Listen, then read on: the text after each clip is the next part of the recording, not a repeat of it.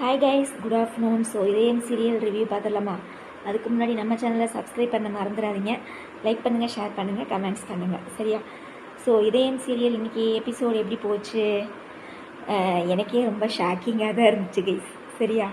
நானும் ப்ரோமோ வரும்னு நானும் போட்டு பார்த்தேன். ப்ரோமோ மற்ற சீரியலெல்லாம் வருது, சரிங்களா? அயலி வருது, மனசெல்லாம் வருது, மௌனம் பேசியதே வருது, வாரிசு வருது, சரியா?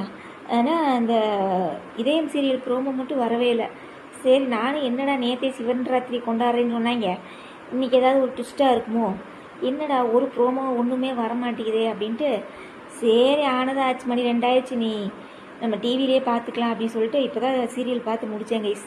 ரொம்ப ஷாக்கிங்காக ஆகி போச்சு, சரியா?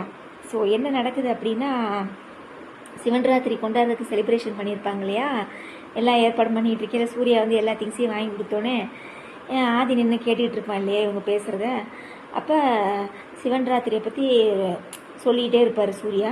ஓ, இதில் இவ்வளோ விஷயம் இருக்குதா, அப்போ நானும் கண்டிப்பாக வந்து அதாவது நானும் கண்டிப்பாக அப்படின்னு சொல்ல மாட்டான். ஓ, இவ்வளோ விஷயம் இருக்குதா, சூப்பர் அப்படின்னு சொல்லிகிட்டு இருக்கேல, நீங்களும் கண்டிப்பாக வந்து கலந்துக்கணும் ஆதி அப்படின்னு சொன்னேன்.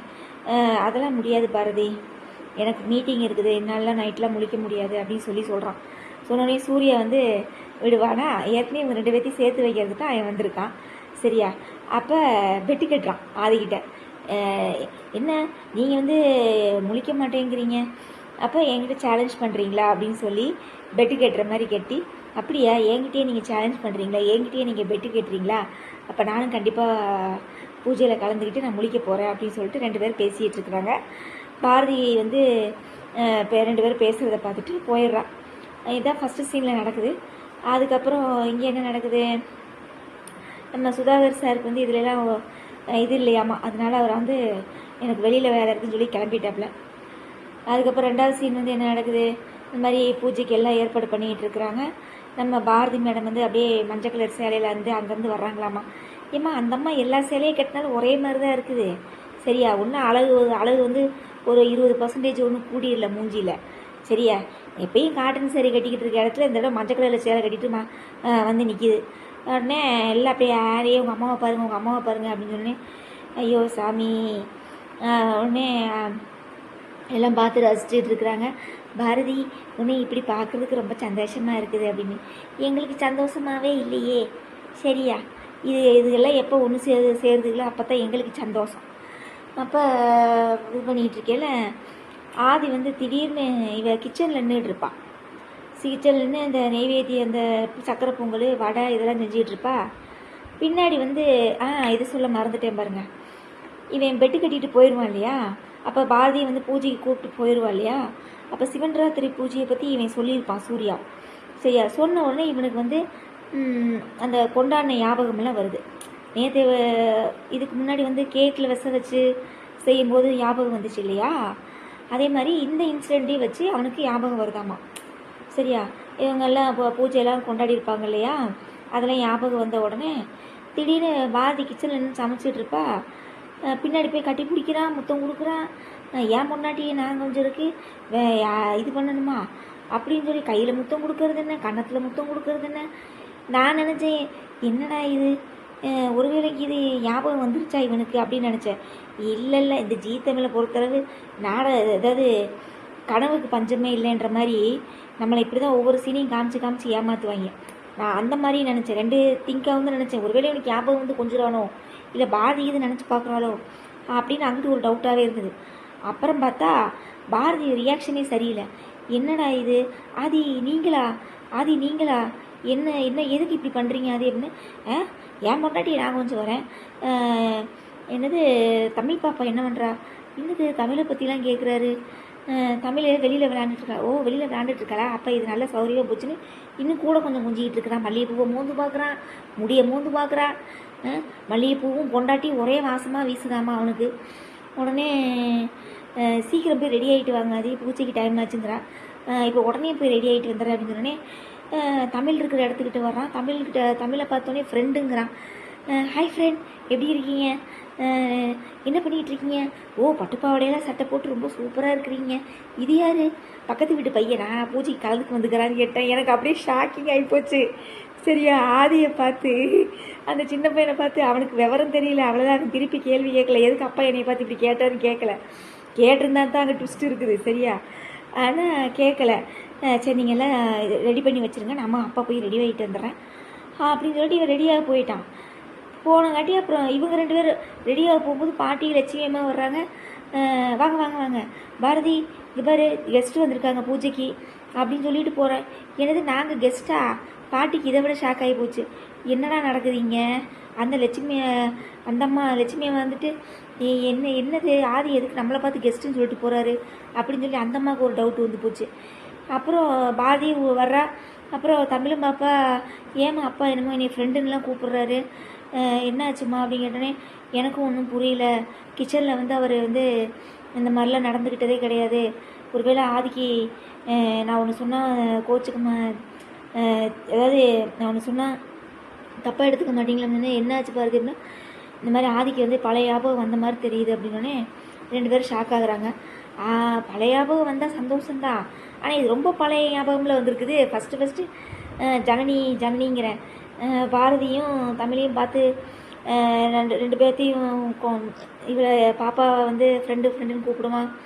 பாரதி பின்னாடியே போய் வலிஞ்சிக்கிட்டே நிற்பான் பாருங்க, கொஞ்சிக்கிட்டு செஞ்சுக்கிட்டு.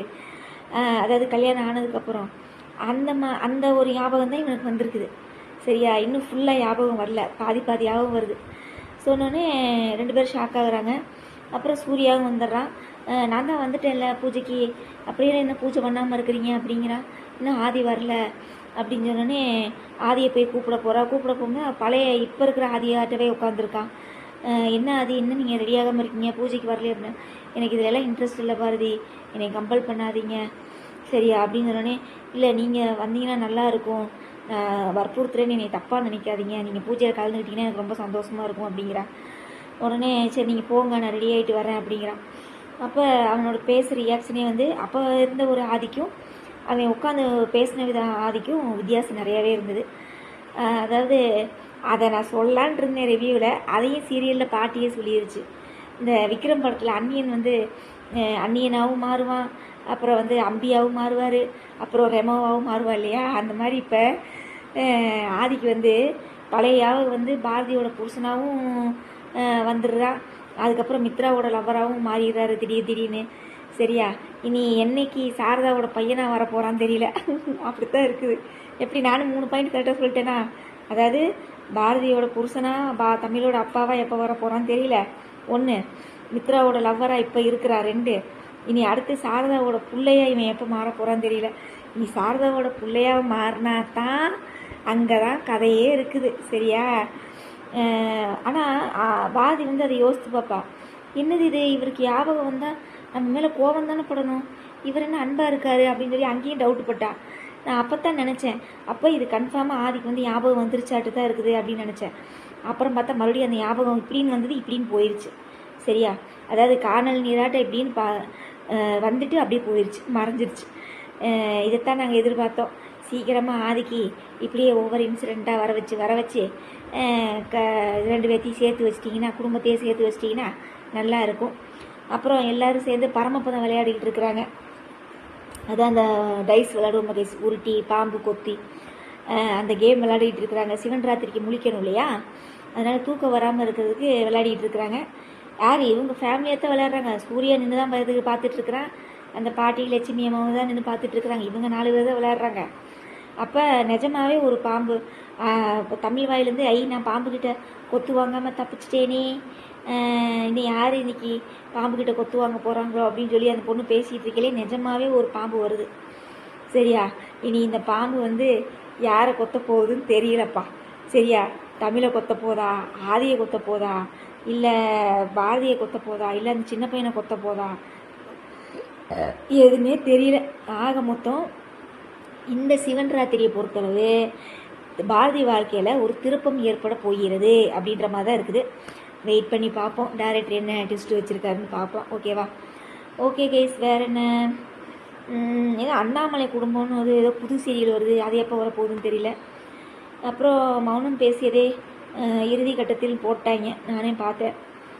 மற்ற சீரியலை பொறுத்தளவு கார்த்திகை தீபத்தில் அந்த வெடியை பற்ற வைக்க போகிறார் கார்த்தி. நீ என்ன நடக்க போகுதுன்னு தெரியல, வெயிட் பண்ணி பார்ப்போம். வேறு ஹீரோ சாகிற மாதிரிலாம் என்றைக்கு ஜீ தமிழில் எடுத்திருக்காங்க. மற்றவங்கள வேணால் சாகடிப்பாங்களே ஒழிய ஹீரோ ஹீரோயின் சாகிற மாதிரிலாம் நாடகம் எடுத்ததே கிடையாது. பார்க்கலாம் நீ கார்த்திகை தீபத்தில் என்ன ட்விஸ்ட்டு பண்ணுறாங்கன்னு தெரில, வெயிட் பண்ணி பார்ப்போம். அப்புறம் வேறு என்ன, சந்தியா ராகம் நான் பார்க்குறதே விட்டுட்டேன் கைஸ், சாரி, எனக்கு அந்த சீரியலே பிடிக்கலைங்க. சரியா, அந்த சாருன்ற பொண்ணு வந்து நல்ல பொண்ணு இல்லை தான், கெட்ட பொண்ணு தான், நான் இல்லைன்னா சொல்ல வரல. இருந்தாலும் அந்த பொண்ணை வந்து சீனுவை கல்யாணம் பண்ணி வைக்கிறேன், சீனுவை கல்யாணம் பண்ணி வைக்கிறேன், நீ ஏமாத்துற மாதிரி இப்போ அந்த பொண்ணையே சாகடிக்கிற நிலைமைக்கு கொண்டு வந்துட்டாங்க பார்த்தீங்களா. அதனால தான் எனக்கு அந்த சீரியல் பிடிக்கல. என்னதான் அந்த பொண்ணு கெட்டவளாக இருந்தாலும் சரியா, அவ்வளோ ஆசைப்பட்டவன் தான் சீனு மேலே. சரியா, இடையில இந்த மாயா வந்து இப்படி லவ் பண்ணி இவங்க லவ் பண்ணுவாங்க நம்மளுக்கு யாருக்கு தெரியும். ஆனால் அந்த பொண்ணு ஆசைப்பட்டது உண்மை தானே. அதனால் எனக்கு அந்த சீரியல் பார்க்கவே எனக்கு பிடிக்கல. அதுக்கப்புறம் வேற என்ன, அயலி சீரியல் பார்க்குறதே இல்லை, வீரா சீரியல் பார்க்குறதே இல்லை, சின்னஞ்சிறுக்கிளியாவும் நான் பார்க்குறதே இல்லை. ப்ரோமோ வச்சு தான் உங்ககிட்ட நான் ரிவ்யூவே நான் பண்ணிகிட்ருக்கிறேன். மற்ற சீரியலை பொறுத்தளவு மதியானம் போடுற வாரிசு சீரியல் சூப்பராக போயிட்டுருக்கு. அதுக்கப்புறம் வேற என்ன, மௌனம் பேசியதே உங்களுக்கே தெரிய முடிய போகுது. என்னமோ உண்மைகள் தெரிய வரும் தருணம், உணர்ச்சி பூர்வமான கதைக்களத்தில் இறுதி கட்டத்தில் அப்படின்னு போடுறாங்க. நீ என்ன உண்மை தெரிய போதோ என்ன இதுன்னு தெரியல, வெயிட் பண்ணி பார்ப்போம். இந்த அண்ணாமலை குடும்பம் வந்து ஒருவேளை மத்தியானம் போடுறாங்களோ என்னன்னு தெரியல. அதுக்கப்புறம் அண்ணா சீரியல், அது என்ன கேஸ் கேவலமாக இருக்குது, ரொம்ப கேவலமாக இருக்குது. ஐயோ சாமி, இந்த மூட நம்பிக்கையே இல்லை. சின்ன பிள்ளைய காலத்தில் தாலி கட்டுற மாதிரிலாம் சினிமாலாம் பார்த்துருக்கோம் இல்லையா, அந்த மாதிரி இந்த கனியை வந்து இந்த பாண்டியம்மான்ற ஒரு லூஸு வந்து என்னமோ திட்டம் போட்டு என்னமோ பண்ணிகிட்டு இருக்குது. இதில் வேறு அண்ணா வந்து சண்முகம் வந்து காப்பாற்றுவாரா காப்பாற்ற மாட்டாரா நம்மகிட்ட கேட்குறாங்க. காப்பாற்றினா தானே அண்ணன்.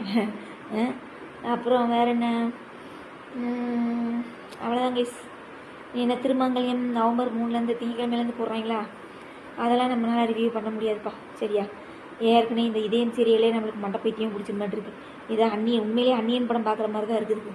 சரியா, இதை சீரியல் பார்க்குற மாதிரியே இல்லை. எல்லா படத்தோட கதைகளை அங்கங்கே பிச்சு எடுத்து இந்த இதயம் சீரியலை ஓட்டு வாங்கலாட்டு இருக்குது. அந்த மாதிரி தான் இருக்குது. ஃபுல்லாக சினிமா கதை தான். சரியா, ஃபுல்லாக சினிமா கதை அங்கங்கே பிச்சு இந்த படத்தில் கொஞ்சம், அந்த படத்தில் கொஞ்சம், அந்த படத்தில் கொஞ்சம், இந்த படத்தில் கொஞ்சம் பிச்சு எடுத்து இதயம் சீரியலை வச்சு இது பண்ணிகிட்டு இருக்கிறாங்க. ஸோ மொத்தத்தில் இன்றைக்கி வந்து ஒரு ஷாக்கிங்காக தான் இருந்தது பைஸ். இன்றைக்கி எபிசோடு பார்க்கும்போது ரொம்பவே ஷாக்கிங்காக தான் இருந்தது.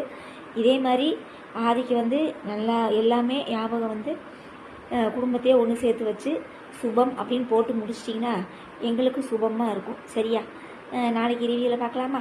உங்களோட நிறை குறைகளை கமெண்ட்ஸில் சொல்லுங்கள். வீடியோவை நிறையா ஷேர் பண்ணுங்கள். சரியா, அப்புறம் நான் அப்பப்போ ஒவ்வொரு ஷார்ட்ஸ் போட்டுட்ருக்கிறேன், அதுக்கும் நிறைய எனக்கு சப்போர்ட் பண்ணுங்கள். சரியா, கண்டிப்பாக உண்மையிலே அந்நியன் படம் பார்த்த ஃபீலிங் தான் இருக்குது கைஸ் இன்றைக்கி எபிசோடு. ஒருவேளை இதே மாதிரி ரெகுலராக நடக்குமோ, வெயிட் பண்ணி பார்ப்போம். ஒருவேளை நாரதர் கழகம் நன்மையிலே முடிகின்ற மாதிரி சூர்யா வந்தது வந்து பாரதிக்கு வந்து நன்மையிலே முடிய மாட்டிருக்குது. வெயிட் பண்ணி பார்க்கலாம். நாங்களும் அதைத்தான் எதிர்பார்த்துட்ருக்குறோம். சரியா, ஆனால் எனக்கு ஒரே ஒரு சின்ன சந்தோஷம் என்ன தெரியுமா கைஸ், இவன் வந்து பாரதியை கொஞ்சினதெல்லாம் எனக்கு சந்தோஷம் இல்லைங்க. அந்த தமிழ்கிட்ட வந்து ஃப்ரெண்டுன்னு பேசினேன் பார்த்தீங்களா, பழைய ஆதியை எனக்கு பார்த்த ஒரு ஃபீலிங் இருந்தது கைஸ். எனக்கு அந்த இடத்துல ஜனனி இருந்திருந்தாங்கன்னா ரொம்ப நல்லா இருந்திருக்கும். ஜனனியை ரொம்ப மிஸ் பண்ணுறேன். சரியா, ஆனால் தமிழ் பாப்பா வந்து அப்படியே ஷாக்கிங்கில் பேசுவா பார்த்தீங்களா. இப்போ தான் அந்த குழந்தைக்கே ஒரு நிம்மதியாக இருந்திருக்கும் கைஸ். சரியா, ஏன்னா அவன் அப்படி தானே கூப்பிடுவான், ஹாய் ஃப்ரெண்ட் அப்படின்னு சொல்லி பேசுவான் இல்லையா. எனக்கு அதை பார்த்தது ரொம்ப சந்தோஷமாக இருந்தது. இந்த லூஸை கொஞ்சம்னா என்ன கொஞ்சாட்டி என்ன, எனக்கு அதிலெல்லாம் இன்ட்ரெஸ்டே இல்லைங்க. சரியா, அதெல்லாம் நம்ம நிறையா படங்கள் எல்லாத்துலேயும் பார்த்தாச்சு, போதும். அதனால் அந்த குழந்தைகிட்ட பேசுகிறது வந்து எனக்கு ரொம்ப ரொம்ப பிடிச்சிருந்துச்சு. ஃப்ரெண்டுன்னு பழைய ஆதியை பார்த்த மாதிரி ஒரு ஃபீல் ஆகுது. சீக்கிரமே மித்ராவுக்கு ஒரு ஃபுல் ஸ்டாப் வைக்கணும், சுதாகருக்கு ஒரு ஃபுல் ஸ்டாப் வைக்கணும். இவங்க குடும்பமே சேர்ந்து நல்லபடியாக சந்தோஷமாக வாழணும். சரியா, அந்த பாட்டி ஒன்று சொல்லி இதை மறந்துட்டேன் பாருங்க. இவங்க அந்நியன் மாதிரி இப்படி மாறி இது வந்துருக்கு, எப்படி எனக்கு ஞாபகம் வந்து எப்படி நம்ம வேலையை நம்ம பார்க்க போகிறோம், எப்படி இந்த வீட்டை விட்டு போக போகிறோன்னு அந்த அம்மாவுக்கு அவன் பிள்ளையாக தர்மலிங்கம் பிள்ளையாக வந்துருச்சாட்டிருக்குது. உண்மையிலே ஆண்டாள் அழகர் தர்மலிங்கம் இவங்களாம் என்ன ஆனாங்கன்னே தெரியல. பாரதியை முதல்ல அதாவது ஜனனி ஃபஸ்ட்டு சீசனில் வந்து பார்த்திங்கன்னா அம்மா அப்பான்னு ஒரு கேரக்டர் வந்துச்சுங்க. யார், ஜனனியோட அம்மா அப்பான்னு. அந்த கேரக்டர்லாம் இப்போ எங்கே போச்சுன்னே தெரியல. சரியா, அதுக்கப்புறம் துறை வந்துட்டான். அவங்க அம்மாக்காரியை காமிச்சிட்டாங்க. அம்மாக்காரிக்கு ஒரு மக இருந்தாலே, மகளுக்கு ஒரு போலீஸ்காரன் இருந்தானே, அவங்க அந்த சோழியை ரெண்டு என்னாச்சுன்னே தெரில.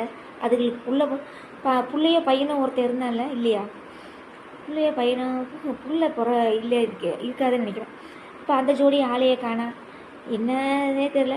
நீ நாடகம் அப்படி முடிக்கிற மாதிரி இருந்தால் எல்லாத்தையும் சேர்த்து வச்சு நாடகத்துக்குள்ளே கொண்டு வந்து முடிங்கடா, சரியா? சும்மா சப்பையாக முடிச்சிடாதீங்க, நல்லாவே இருக்காது, சரியா? ஓகே கேஸ், இன்றைக்கி வீடியோ ரொம்பவே லென்த்தாக போயிடுச்சு, நம்ம முடிச்சுக்கலாம். ஓகேவா? நாளைக்கு ரிவ்யூவில் பார்க்கலாம். ஓகே, கண்டிப்பாக உங்களோட நிறை குறைகளை கமெண்ட்ஸில் சொல்லுங்கள். வீடியோவை நிறைய ஷேர் பண்ணுங்கள். ஓகே, பாய்.